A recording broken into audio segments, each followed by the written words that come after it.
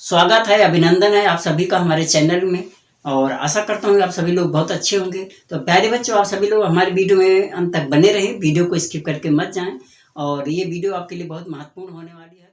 तो आइए बच्चों, क्वेश्चन देखिए। क्वेश्चन आपके सामने है कि संख्या 5678 में 6 का स्थानीय मान। बच्चों, स्थानीय मान कैसे निकालते हैं? कोई संख्या ऐसे दी गई जैसे 1 3 0 5 7 9। अगर हमें संख्या जिस भी संख्या का स्थानीय मान निकालना होता है, स्थानीय मान का मतलब वो किस स्थान पर है। जैसे हम संख्या को पढ़ते हैं तो इकाई, दहाई, सैकड़ा, हजार, इस तरह से पढ़ते हैं। तो हम उस संख्या को देखेंगे कि उसका स्थान कौन सा है, उसका प्लेस कौन सा है। तो जैसे अगर हमें 7 का निकालना हुआ, क्या निकालना हुआ? 7 का। अगर हमें 7 का स्थानीय मान निकालना हुआ तो हम क्या करेंगे? तो हम 7 का स्थानीय मान निकालने के लिए, एक ये इकाई है, ये दहाई है, दहाई पे आएगा। ये क्या आएगा? दहाई पे। दहाई के बाद इसके बगल में कितने अंक होते हैं? तो इसके बाद एक ही अंक होता है, तो ये स्थानीय मान होगा। अगर इसका निकालना है तो 5 के बाद 2 अंक है तो 2 जीरो बढ़ जाएगा।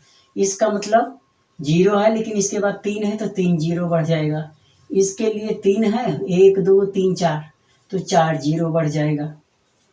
इसका निकालना हुआ तो 1 2 2 4 1 5 जीरो। इस तरह हम स्थानीय मान निकालते हैं। इसमें 6 का निकालना है तो देखिए 6 के बाद क्या है?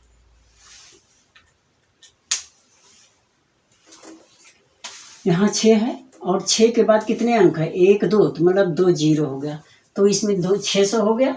इसका मतलब ये ऑप्शन हमारा सही है। मतलब स्थानीय मान निकालने का यही सटीक तरीका है। जिसका स्थान पूछ रहा है, जिसका स्थानीय मान पूछ रहा है, उस अंक का स्थान देखिए, स्थान कौन सा है। उसके बाद दाहिनी तरफ 2 अंक के 3 अंक, जितने अंक है उतना जीरो लग जाएगा।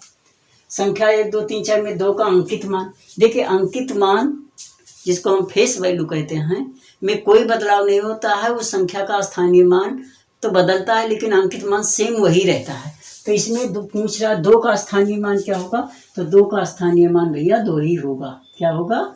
2 ही होगा। 2 का स्थानीय मान 2, 3 का स्थानीय मान 3, 4 का स्थानीय मान 4, सॉरी अंकित मान 2 का अंकित मान 2, 3 का 3, 1 का 1। अंकित मतलब जो उस पर लिखा हुआ है, तो अंकित में वही अंकित है, वही उसकी वैल्यू होगी। ठीक है।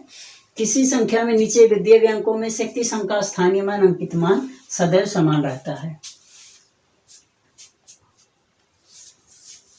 तो देखिए 0 ऐसा है, 0 का अंकित मान स्थानीय मान हमेशा समान रहता है।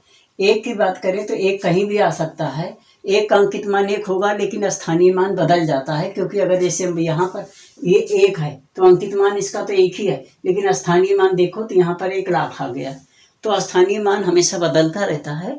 केवल 0 ऐसी संख्या है जिसका स्थानीय मान हमेशा और अंकित मान 0 होता है। तो इसलिए ये इसका ऑप्शन ये आ गया। इसमें आए 7 के 2 स्थानीय मान। देखिए, इसमें पहले 7 है, अगर हम इसको निकालते हैं और इसका अंतर निकालना, तो देखिए 27 307। अगर इसका निकालें तो ये 7 आ गया, इसका निकालेंगे तो ये कितना हुआ? 1 2 3 जीरो बढ़ जाएगा। अब इनका अंतर निकाल लो।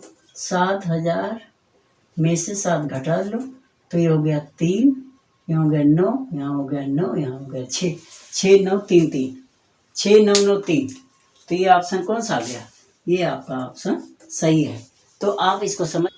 15030 में अंक 5 और 3 के स्थानीय मानों का अंतर क्या है? स्थानीय मान हमने आपको निकालना बताया था, कैसे निकालते हैं। सबसे पहले देखिए संख्या क्या है? 15030। अब इसमें किसका निकालना है? 5 के और 3, 5 और 3, तो 3 ये है।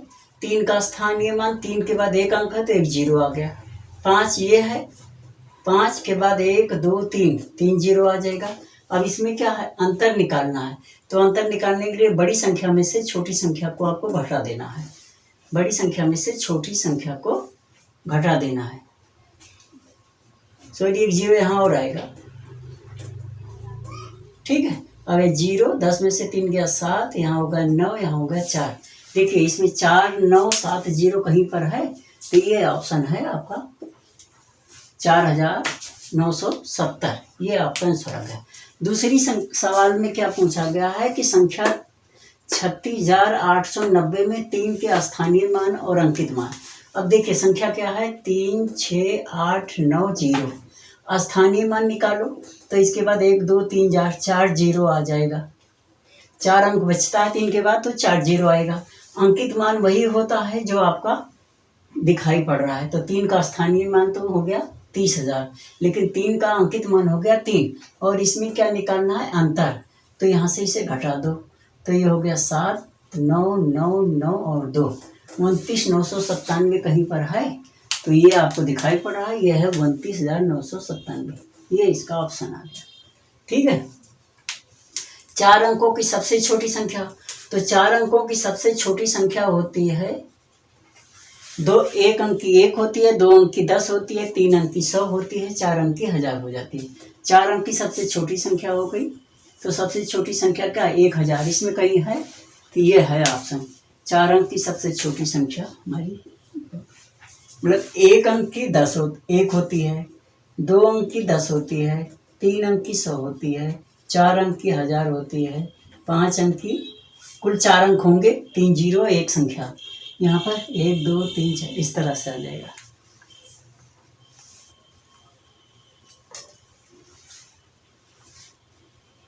ठीक है।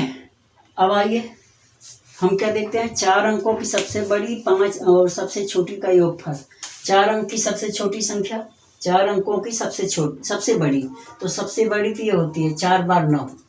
1 अंक का 1 9, 2 अंक का 2 9, 3 अंक का 3 9, 4 अंक का 4 9, 5 अंक का 5 9, 6 अंक का 6 9। तो यहाँ 4 अंक का 4 बार 9 हो गया, तो ये तो हो गया सबसे बड़ी। और सबसे छोटी संख्या, सबसे छोटी 4 अंक की, 1 लिख के 3 जीरो, इनको जोड़ लो तो ये 9 9 9 और ये हो गया 10। 10,999 कहीं है, तो आप देखेंगे 10,999, ये आपको ऑप्शन आ गया। आ रहा बच्चों समझ में क्वेश्चन? बहुत अच्छी तरह से मैं आपको बता रहा हूँ, ये बहुत बेसिक चीज़ें हैं स्थानीय मान, अंकित मान निकालने का।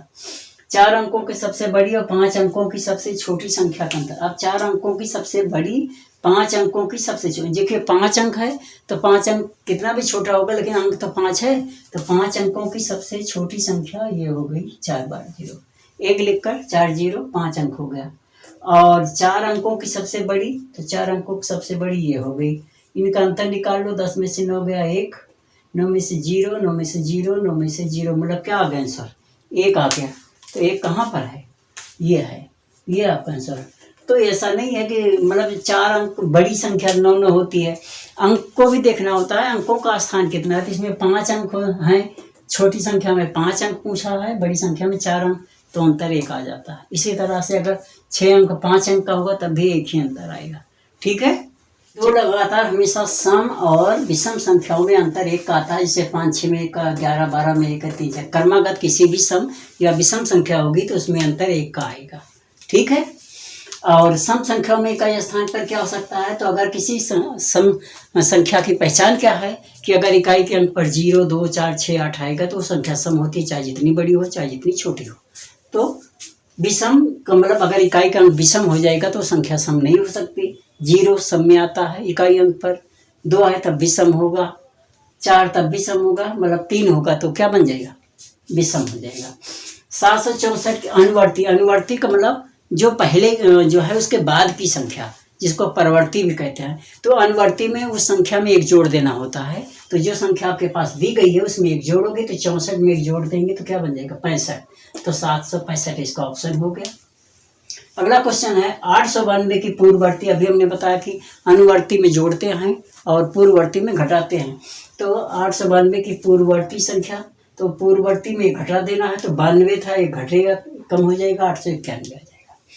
नीचे दी गई श्रृंखला में ऐसे कितने 5 हैं जिनके तुरंत पहले सम या विषम संख्या आती है। तो देखिए यहाँ पर क्या है, सबसे पहले देखें 5, यहाँ 5 है तो इससे पहले भी सम है, इससे पहले बाद में भी सम है, खत्म नहीं है। 5 के पहले सम है, बाद में विषम 1 पेयर, ये हो गया। 5 के पहले सम है, ये विषम 2 पेयर हो गया। 5 के पहले भी सम है, बाद में भी सम है, ये भी नहीं है। 5 के पहले सम है, बाद में विषम है, यहाँ इसके बाद संख्या नहीं है। तो कहने का मतलब 1 2 3 संख्याएं ऐसी हैं, 3 5 ऐसे हैं जिसके पहले सम और बाद में विषम है। तो आप क्वेश्चन को समझ गए होंगे। क्वेश्चन ट्रिकी होता है, केवल माइंड शार्प चेक करने के लिए हो किया जाता है। क्वेश्चन का कोई वैल्यू नहीं है, बस केवल आपके माइंड के कैपेसिटी को चेक किया जाता है कि आप कितने इंटेलिजेंट हैं। तो सवाल को बहुत ध्यान से करना होता है और वह सवाल में कुछ है। चलिए अगले क्वेश्चन की तरफ चलते हैं बच्चों। प्यारे बच्चों, आशा करता हूँ कि आपको हमारी वीडियो अच्छी लगी होगी। अगर वीडियो अच्छी लगी होगी तो ज़्यादा से ज़्यादा लोगों के बीच में शेयर करें, लाइक कमेंट जरूर करें और बेल आइकन को प्रेस करना मत भूलें, क्योंकि बेल आइकन को प्रेस करेंगे तो हमारे आने वाली अगली वीडियो का नोटिफिकेशन आप तक जरूर पहुँचेगा। तो और वीडियो अच्छी लगी हो बच्चों तो हमारे चैनल को सब्सक्राइब करें, ज़्यादा से ज़्यादा लोगों के बीच में शेयर जरूर करें। वीडियो देखने के लिए धन्यवाद।